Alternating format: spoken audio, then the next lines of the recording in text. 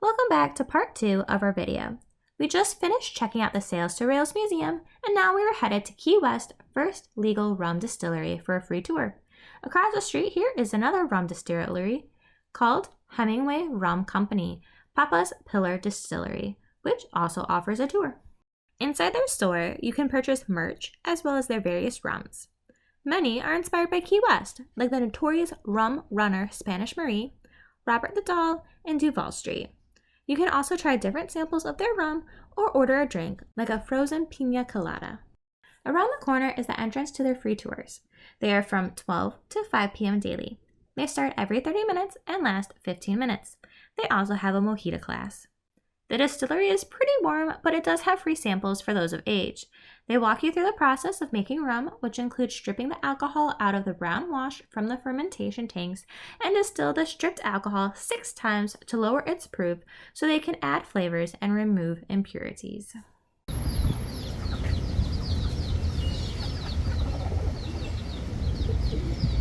What you doing there?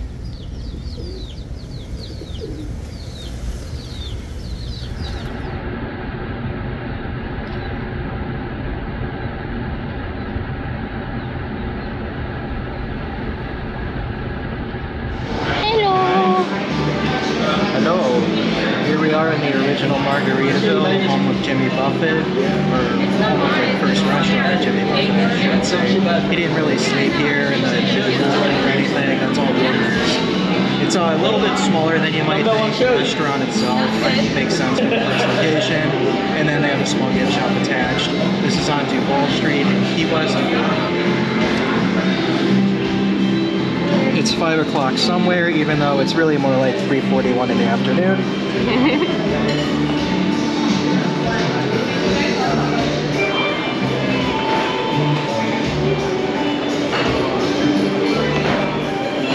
I absolutely love the extensive theming here.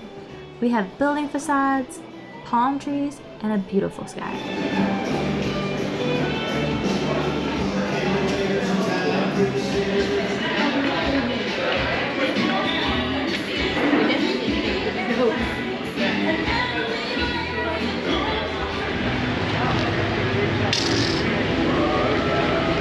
Now we're going to check out the store. They have plenty of themed glassware and even a margarita blender.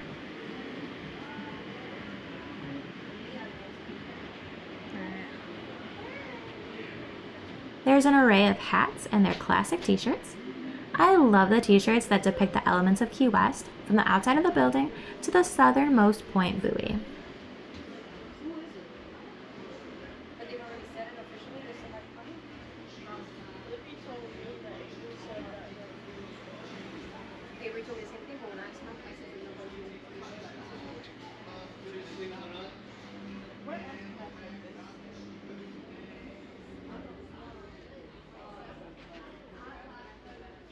This historic building is Cayo Eso y Habana Historium. It was a site where thousands of refugees from Cuba disembarked during the 19th century. Now, it is a cultural center home to restaurant El Meson de Pepe, Cigar City USA, and Abuela's Bodega gift shop. Inside, the walls are covered in artwork of native son Mario Sanchez interpreting scenes of old Key West and its still existing Cuban flavor. Now we are going to eat dinner at El Meson de Pepe's Restaurant and Bar. Pepe Diaz opened the first El Meson de Pepe on Duval Street in 1986. In 1997, they moved to this larger location in Mallory Square. Diaz was born in Cuba and began cooking to avoid working in the fields. He began his career in Spain and moved to America in 1973, where he worked at La Esquina de Tajas and made a delicious meal for President Ronald Reagan. It's really neat that they have all these photographs, artwork, and history in here. Bonjour. We are at El Meson de Pepe. That's what it is. Check El Meson de Pepe. It stands for I don't know what, Meson, the kitchen of Pepe, I think. Or no, that'd be what? Cocina, la cocina. Cocina is kitchen. Meson. House. those casitas, like brick house. Casa's house. Brick house. Something like Mason, like the stone Mason. Maybe.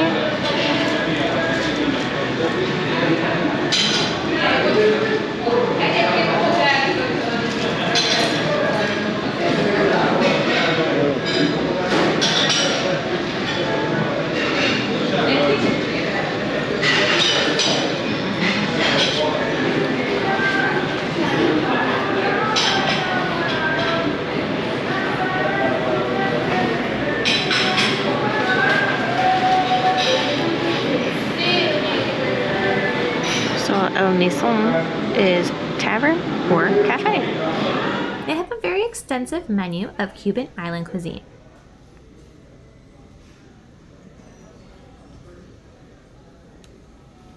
It starts with beverages with their cocktail specialties, margaritas, beers, sangrias, and soft drinks. For food, it starts with tapas. They have conch fritters, sautéed scallops, calamari, nachos, plantain chips, coconut shrimp, and empanadas.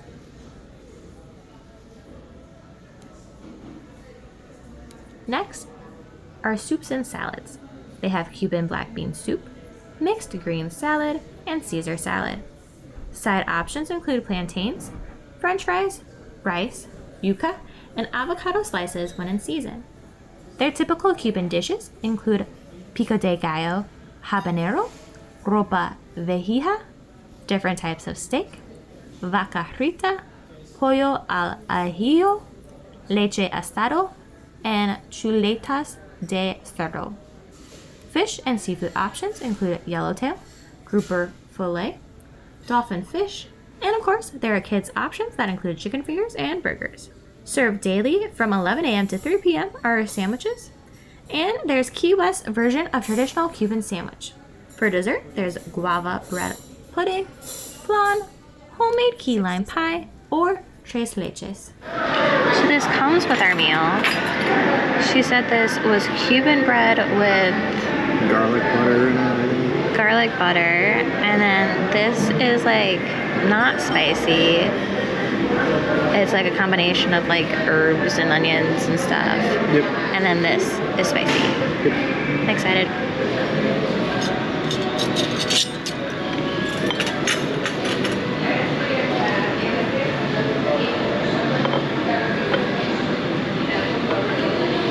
Yeah, good. It's like dipping it in hot sauce. Huh. Shredded beef, shredded pork, ground beef, black beans, yellow rice, plantains, and then the yucca. And then I got number 67 with plantains, yellow rice, black beans, and chicken. This is the eating area outside the restaurant. Of course, we have another chicken.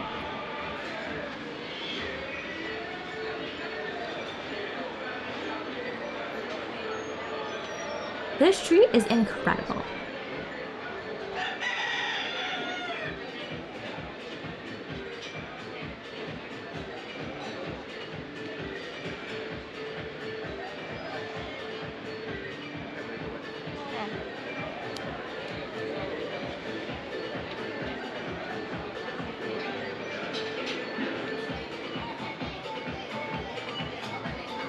That seating area is really cute. I think you can host private events there.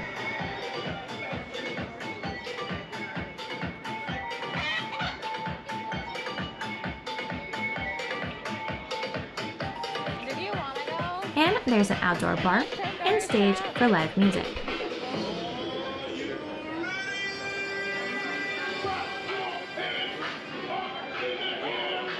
This is Cigar City, USA.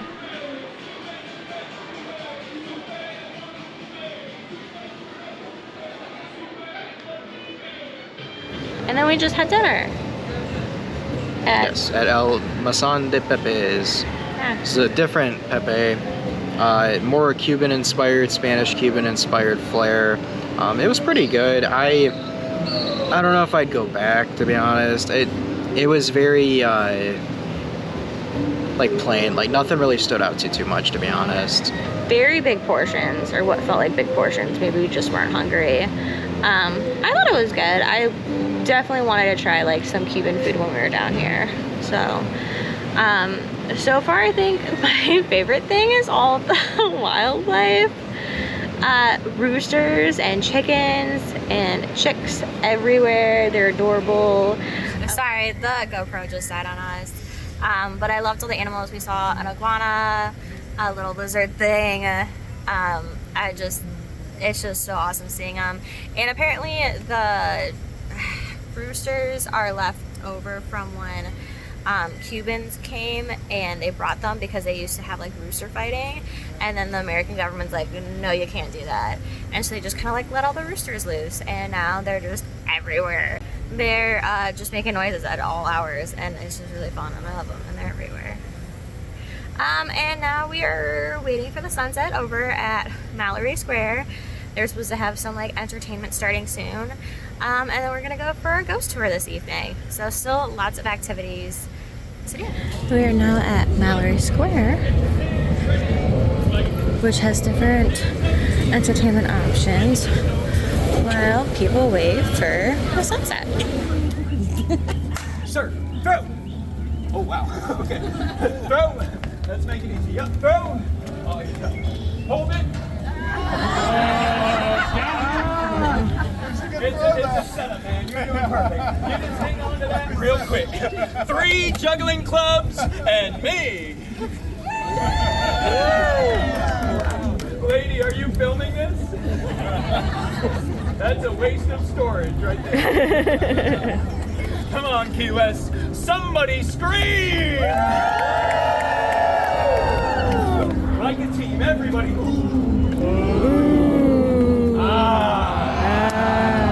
No way!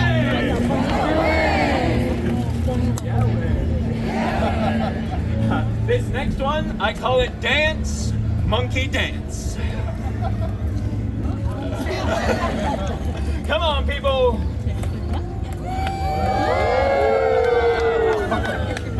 This one, it happens in a flash. If you look away, you might miss it. Half of you missed it.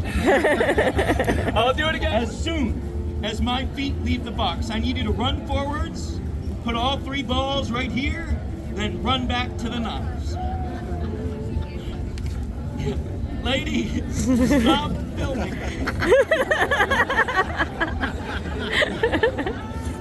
That's so invasive. Go, Riley, go. Run back to the knives, Riley. Sit. Good kid. Okay, Riley, thanks for putting the balls as far away as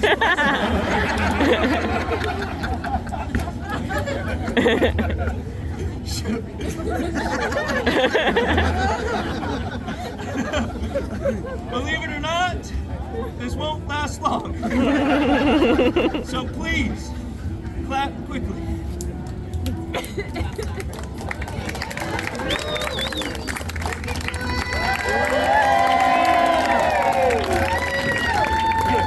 All of you holding me up, thank you. And you don't have to clap.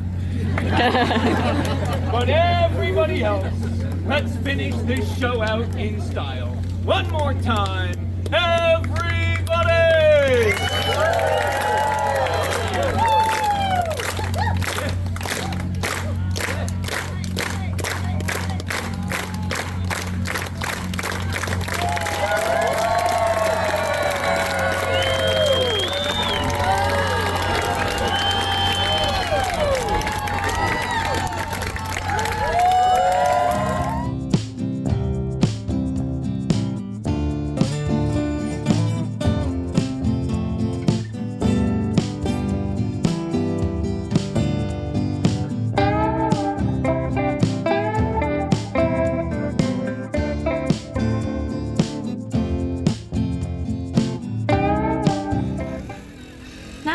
For our Ghosts and Gravestones tour of Key West. We'll be riding around town in one of these trolleys, listening to ghost stories and seeing where they take place. We'll also be stopping at the Shipwreck Treasures Museum for 2 stories.